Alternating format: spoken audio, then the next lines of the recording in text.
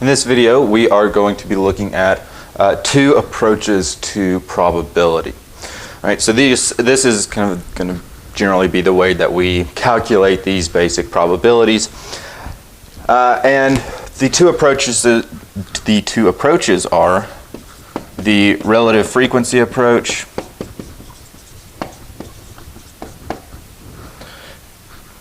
and the classical approach.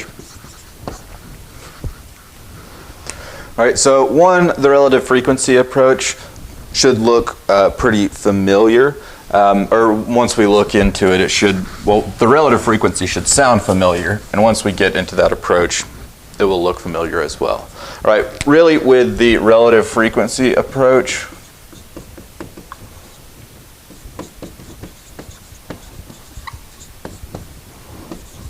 it is what it sounds like, right? We're going to use the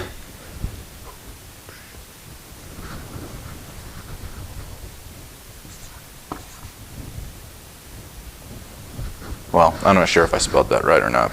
Yes, I did. Okay. All right. So with the relative frequency approach, we're really just finding the relative frequencies. All right. So if we can repeat an experiment enough times, or not really enough times, if we repeat an experiment over and over again, right, we are going to have some data that we can essentially just find the relative frequency. We're saying, hey, we've got all of this information about how often certain outcomes occur, right? We can use this data to kind of estimate a probability, right?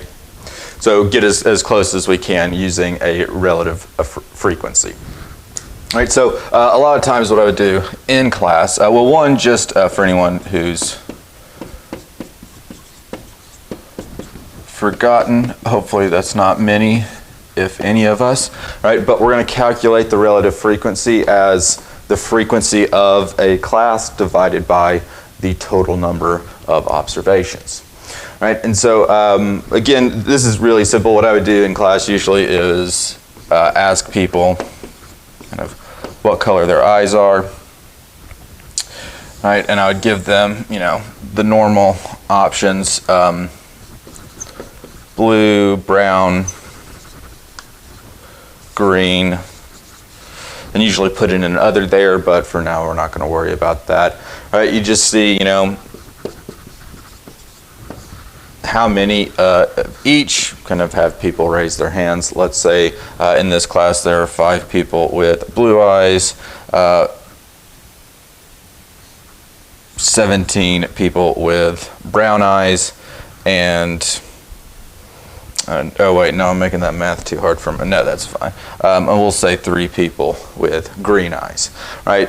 Of course, we would need to add all of those up. We're going to see that we're going to get 25. And then we would just divide each number by 25, right? So for 5, we would get 0.200. For 17, we would get 0.680. And for 3, we would get 0.120. All right, so this would be our relative frequency, but we could also use it as a probability, right? If once we found this information, we wanted to say what's the probability that a randomly selected person would have brown eyes?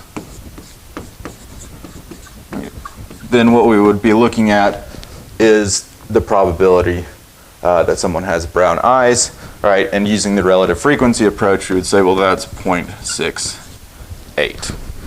I imagine it's higher than that, because I just made these numbers up, but I imagine the probability that any randomly selected person, right, that's going to be much higher.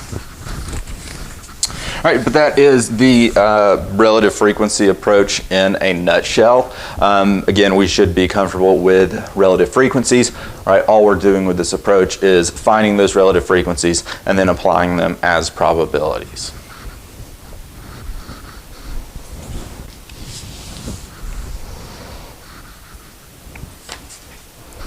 All right, actually one last thing to say about those relative frequency probabilities.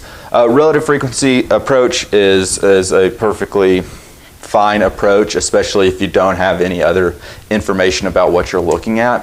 However, there are some problems. One, with a relative frequency approach, we're not guessing, but we are estimating probabilities because we don't have all the information, right? And sometimes it's very difficult to find use relative frequency for different types of probabilities, right? So there are other approaches, right? One that's kind of more complete and will give you a guaranteed probability. That is the classical approach to probability.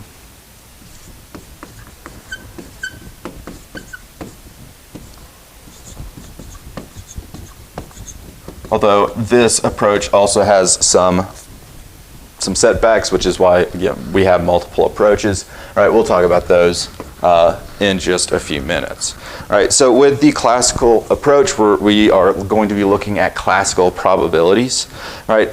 And the probability, right, for classical probabilities, the probability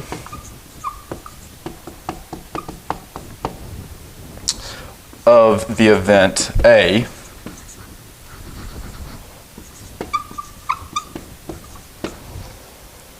is given by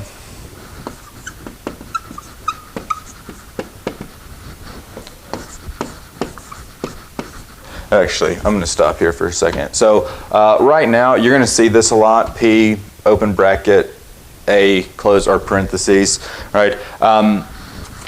This is what we're going to call a probability statement. Right? Probability statements are very important, right?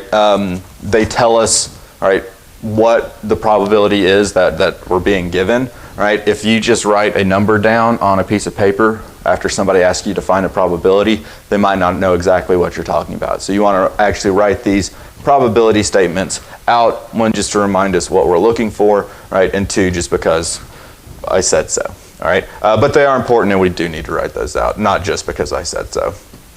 All right, so that's our probability statement, the probability of A, and that will be equal to the number of outcomes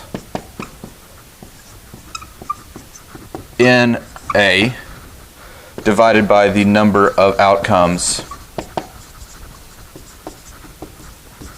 in S. All right, so A is our event A, right, and S is our sample space. All right, so for the classical probability, to find the probability of an event or a single outcome occurring, right, we would look at the number of outcomes in that event, however many there are. We would divide them by the total number of outcomes possible for our experiment. All right, so let's look at an example of this. All right, we're going to look at something we've already taken a peep at, right? So our two coin flips, right? So we've got some information about those from the last video, right? So again, just as a reminder, in this, all right, we've got two coins that we're flipping, right? We're recording the results of each coin, right? And so we know if we want to take it kind of all the way out, and well, actually first,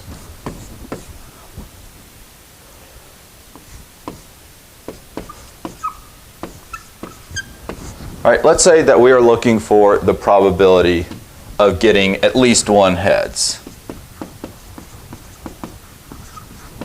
All right, so I'm just going to kind of shorten that to heads as we go through this, but at least one heads kind of matching our event, right? Because this, whatever's in our parentheses, that's our event, right? Our event from the last video. So at least one heads, right? And so we want to know, right, the number. That's probably a little too long. I don't need it that long. All right, the number of outcomes in our event. All right, so I'm just going to save some space. I'm going to write A as the event. All right, so how many outcomes did we have in this event? All right, if we think back or we just jot them down real quick, we'll see that we've got three outcomes in this event. right? We've got heads, heads, heads, tails, and tails, heads. All right, so those are the, three events, all right, three outcomes in our event. So in the numerator up here, we're going to put 3, the number of outcomes in our event. All right. Then we also need the number of outcomes in our sample space. So one, we could just kind of quickly figure that out, or we could write out our entire sample space. All right, the only thing we were missing was the tails, tails option. All right, but we can see that we have 4 outcomes in our sample space. All right, so the probability of getting at least 1 heads is 3 over 4, giving us 0.75.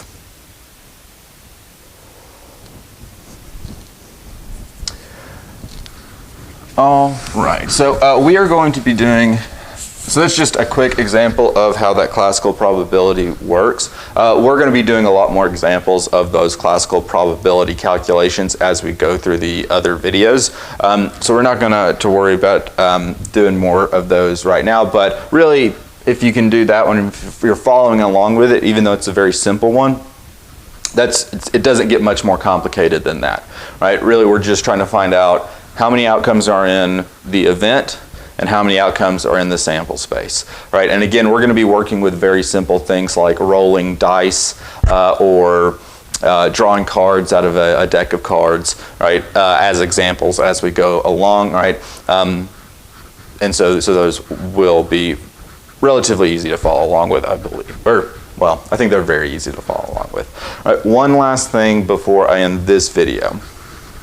All right, I mentioned that the classical approach does have some downsides.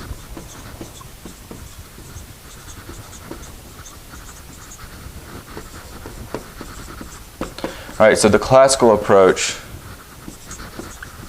assumes that all outcomes are equally likely.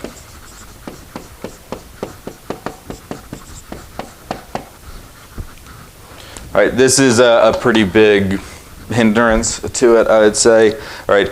Because in a lot of cases, what we're wanting to look at, the outcomes aren't necessarily equally likely, right? But if we have something where the outcomes are kind of very equally likely, all right, very random, so on and so forth, right, then we can definitely use the classical approach, right, and it's going to be very effective, and it's going to just give us kind of these exact numbers, right, like a 0.75 on that coin flip, right? That is the probability of getting at least 3 heads, or getting at least 1 heads if you flip a coin 2 times, right? If you go and test that on your own, right, depending on how many, well, it doesn't really depend on how many times you do it, but you might get, answers that are kind of around there, right? If you do that experiment yourself and do the relative frequency approach, right? You're not going to get, most of the time, or a lot of the time, you're not going to get that exact number, right? We can get those with the classical approach, but we do have to assume that all outcomes are equally likely. But that is it for this video. In the next video, what we're going to be starting to do is looking at some laws of probability. So these are just some fundamental things that we're going to want to know to be true, right? Well, one, that we know to be true about probabilities, right? And also that are going to be very useful to know as we progress through this course, all right? It'll help us, help us be able to catch any mistakes we make more easily and do other things like that, all right? Kind of prevent us from finding the wrong answer for certain things if we can remember these laws of probability, all right? But that's in the next video, and I'll see you then.